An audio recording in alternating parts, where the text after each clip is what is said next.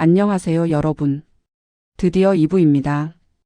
1부에서는 김할머니가 요양보호사 박 선생님을 의심하게 되는 과정을 들려드렸죠.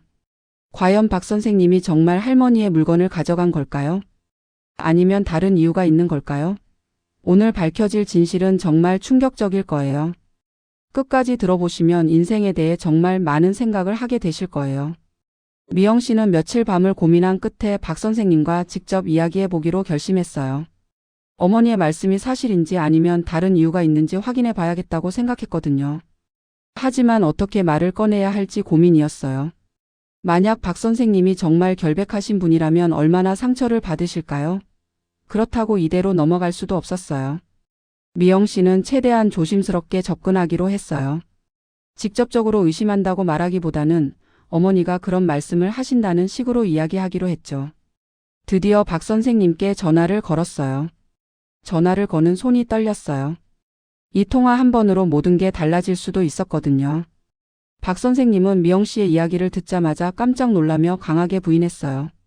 목소리에서 진심으로 놀라는 것과 억울함이 느껴졌어요. 박 선생님은 자신이 얼마나 성실하게 일해왔는지 설명해 주셨어요. 할머니를 친어머니처럼 모시고 있고 단 한 번도 그런 생각을 해본 적이 없다고 했어요. 오히려 자신의 돈으로 할머니가 좋아하실 만한 과일이나 간식을 사다 드린 적은 있어도 할머니 물건을 가져간 적은 절대 없다고 했어요. 박 선생님의 목소리에는 정말 진심이 담겨 있었어요. 억울함과 당황스러움이 섞인 목소리였죠. 10년 넘게 이 일을 해왔는데 이런 오해를 받기는 처음이라고 하셨어요. 그러면서 혹시 할머니가 치매 초기 증상을 보이고 계시는 건 아닌지 조심스럽게 물어보셨어요. 요양보호사로 일하면서 비슷한 경우를 많이 봐왔다고 하시면서요. 미영 씨는 박 선생님의 말을 들으면서 정말 혼란스러웠어요. 박 선생님의 말이 거짓말 같지 않았거든요. 그런데 어머니도 그렇게 확신에 차서 말씀하시는데 고민 끝에 미영 씨는 결정을 내렸습니다. CCTV를 설치해서 정확히 무슨 일이 일어나는지 확인해 보기로 한 거죠. 이게 유일한 방법이라고 생각했어요. 박 선생님에게 미리 양해를 구했어요. 정확한 상황 파악을 위해 CCTV를 설치하겠다고 했죠. 박 선생님은 오히려 반가워하셨어요.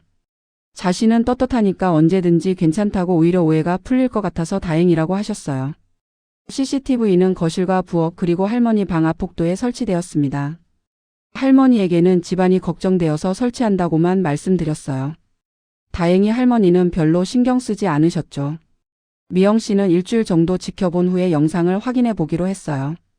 그 일주일 동안 정말 초조했어요. 과연 무엇이 밝혀질까요? CCTV가 설치된 후에도 할머니의 이상한 이야기는 계속되었어요. 또 돈이 없어졌다고 하시고 반찬도 없어졌다고 하시고. 하지만 이번에는 증거가 있었어요. 모든 것이 영상에 기록되고 있었거든요.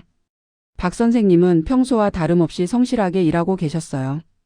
할머니를 정성스럽게 돌봐드리고 집안 청소도 꼼꼼히 하고 음식도 맛있게 해드리고 전혀 이상한 행동을 하시지 않았어요. 미영 씨는 점점 확신이 서기 시작했어요. 아마도 어머니가 기억을 잘못하고 계시는 것 같다고 생각했어요. 그런데 정말 예상치 못한 일이 일어났어요.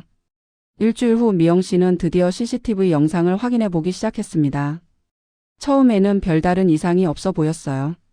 박 선생님이 성실하게 일하시는 모습, 할머니와 정겨운 대화를 나누시는 모습들이 보였죠. 그런데 박 선생님이 퇴근하신 후에 영상을 보다가 미영 씨는 깜짝 놀랐어요. 할머니가 혼자서 이상한 행동을 하고 계시는 거였어요. 밤 10시쯤 할머니가 서랍을 열어서 돈을 꺼내시더니 다른 곳으로 가져가시는 모습이 보였어요. 그리고 다음날 아침에는 그 돈을 찾으며 어디 갔냐고 혼잣말을 하시는 모습도 있었고요. 더 놀라운 건 냉장고 앞에서의 할머니 모습이었어요. 새벽 2시경에 할머니가 일어나서 냉장고를 열어보시더니 반찬을 꺼내서 드시고 계셨어요. 그런데 다음날 아침에는 그 반찬이 없어졌다고 하시는 거였어요. 심지어 할머니가 음식을 쓰레기 봉투에 넣어서 버리시는 모습도 영상에 있었어요. 멀쩡한 달걀을 상했다고 생각하시는 건지 쓰레기통에 버리고 계셨어요. 가장 충격적인 건 할머니가 박 선생님을 의심하시는 모습이었어요.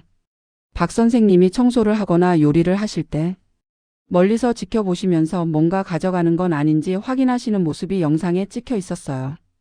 미영 씨는 그제서야 깨달았습니다. 어머니가 치매 초기 증상을 보이고 계신다는 것을요. 치매 초기에는 이런 증상들이 나타날 수 있어요. 최근 일은 잘 기억하지 못하면서도 옛날 일은 또렷하게 기억하시죠. 그리고 본인이 한 행동을 잊어버리시면서 다른 사람 탓을 하게 되는 경우도 있어요. 할머니는 돈을 숨겨 놓으신 것도 음식을 드신 것도 물건을 옮겨 놓으신 것도 전혀 기억하지 못하셨어요. 그러다 보니 자연스럽게 누군가 가져갔다고 생각하게 되신 거죠. 가장 자주 보시는 사람이 박 선생님이니까 당연히 박 선생님을 의심하게 되신 거였어요. 미영 씨는 정말 충격을 받았어요. 어머니의 치매를 의심하긴 했지만 이렇게 구체적으로 증상을 보이고 계실 줄은 몰랐거든요. 무엇보다 박 선생님께 정말 죄송한 마음이 들었어요. 그 좋으신 분을 의심하고 심지어 CCTV까지 설치해서 감시한 거나 다름없었으니까요. 미영 씨는 즉시 박 선생님께 사과의 전화를 걸었어요. 정말 죄송하다고 어머니가 치매 초기 증상 때문에 그런 말씀을 하신 것 같다고 설명했어요. 박 선생님은 오히려 할머니를 걱정해 주셨어요. 할머니가 많이 힘드셨을 거라고 이제라도 정확히 알게 되어서 다행이라고 하셨어요. 그리고 앞으로 더 세심하게 돌봐드리겠다고 약속해 주셨어요. 박 선생님은 정말 천사 같은 분이었어요. 자신이 오해받고 의심받았음에도 불구하고 전혀 화를 내지 않으시고 오히려 할머니를 더 걱정해 주셨어요. 미영 씨는 박 선생님께 정말 감사했어요. 이런 상황에서도 어머니를 포기하지 않고 계속 돌봐주시겠다고 하시니까 얼마나 고마웠는지 몰라요. 그날 밤 미영 씨는 어머니께 찾아가서 조심스럽게 이야기했어요. 병원에 한번 가보자고 건강검진 겸해서 가보자고 말씀드렸어요. 며칠 후 병원에서 정밀 검사를 받은 결과 할머니는 경도 인지장애 진단을 받으셨어요. 치매의 전 단계라고 할 수 있는 상태였죠. 의사 선생님은 다행히 초기 단계라서 적절한 치료와 관리를 받으면 진행을 늦출 수 있다고 말씀해 주셨어요. 무엇보다 꾸준한 인지 훈련과 규칙적인 생활, 그리고 주변 사람들의 이해와 도움이 중요하다고 하셨죠. 할머니는 처음에는 받아들이기 어려워하셨어요. 자신은 멀쩡한데 왜 그런 진단을 받아야 하는지 이해할 수 없다고 하셨거든요. 하지만 박 선생님이 정말 큰 도움이 되셨어요. 할머니에게 천천히 설명해 주시고 치매는 부끄러운 병이 아니라고 함께 이겨낼 수 있는 병이라고 위로해 주셨어요. 박 선생님은 할머니의 상태를 이해하고 더욱 세심하게 돌봐주시기 시작했어요. 할머니가 같은 이야기를 여러 번 하셔도 처음 듣는 것처럼 들어주시고 할머니가 물건을 어디에 뒀는지 잊어버리시면 함께 찾아주셨어요. 진단을 받은 후 할머니의 일상에는 몇 가지 변화가 생겼어요. 우선 약물 치료를 시작하셨고 주 2회씩 치매 예방 프로그램에 참여하게 되셨어요. 박 선생님은 할머니와 함께 인지 훈련을 해주셨어요. 간단한 계산 문제를 내드리거나 옛날 이야기를 들려달라고 하거나 함께 요리를 하면서 순서를 기억하도록 도와주셨죠. 미영 씨도 주말마다 어머니와 더 많은 시간을 보내기 시작했어요. 함께 산책도 하고 옛날 앨범을 보면서 추억 이야기도 나누고 할머니가 좋아하시는 드라마도 함께 보면서 시간을 보냈어요.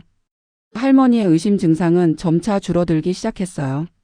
물론 가끔씩은 여전히 물건을 어디에 뒀는지 잊어버리시거나 같은 이야기를 반복하시곤 했지만 예전처럼 누군가를 의심하지는 않으셨어요. 무엇보다 박 선생님과 할머니의 관계는 더욱 깊어졌어요. 할머니는 이제 진심으로 박 선생님을 딸처럼 생각하고 계셨고 박 선생님도 할머니를 친어머니처럼 돌봐주고 계셨어요. 이 사건을 통해 미영 씨는 정말 많은 것을 깨달았어요. 우선 치매라는 병에 대해 제대로 알게 되었죠. 치매는 환자 본인뿐만 아니라 가족들, 그리고 돌봄을 제공하는 분들에게도 큰 영향을 미치는 질병이라는 것을요. 또한 성급한 판단이 얼마나 위험한지도 알게 되었어요. 만약 CCTV를 설치하지 않았다면 박 선생님을 계속 의심하게 되었을 거고 결국 그 좋으신 분을 잃게 되었을지도 모르거든요. 무엇보다 중요한 것은 서로를 이해하고 인내하는 마음이었어요. 박 선생님처럼 할머니의 상황을 이해하고 끝까지 함께 해주시는 분이 있어서 얼마나 다행이었는지 몰라요. 미영 씨는 이제 어머니의 치매를 부끄러워하지 않기로 했어요. 대신 어머니가 편안하고 행복하게 지낼 수 있도록 최선을 다하기로 결심했죠. 그로부터 1년이 지난 지금 할머니는 여전히 박 선생님과 함께 지내고 계세요. 물론 치매 증상은 조금씩 진행되고 있지만 적절한 치료와 관리 덕분에 진행 속도가 많이 늦춰졌어요. 할머니는 이제 박 선생님을 완전히 가족처럼 생각하고 계세요. 가끔 박 선생님을 딸이라고 부르시기도 하고 박 선생님이 오시지 않는 날에는 언제 오시냐고 물어보시곤 해요. 박 선생님도 할머니와의 인연을 정말 소중하게 생각하고 계세요. 처음에는 오해를 받아서 힘들었지만 지금은 할머니를 돌보는 일이 정말 보람되고 의미 있다고 느끼신다고 해요. 미영 씨는 이 경험을 통해 많은 사람들에게 도움이 되고 싶어서 치매 가족 모임에도 참여하고 계세요. 비슷한 상황에 있는 가족들과 경험을 나누고 서로를 위로하고 있어요. 이 이야기는 우리에게 정말 많은 것을 생각하게 해줍니다. 나이가 들면서 생기는 여러 가지 변화들을 어떻게 받아들여야 하는지, 그리고 서로를 이해하고 도와가며 살아가는 것이 얼마나 중요한지를 말이에요. 여러분도 혹시 부모님이나 주변 어르신들의 이상한 행동을 발견하시거든 성급하게 판단하지 마세요. 먼저 충분히 관찰하고 전문가의 도움을 받아보세요. 그리고 무엇보다 사랑과 인내심을 갖고 함께 해주세요. 오늘 이 이야기가 여러분께 조금이라도 도움이 되었다면 구독과 좋아요 부탁드립니다. 우리 모두 서로를 이해하고 배려하며 살아가는 따뜻한 세상을 만들어 나가요. 감사합니다.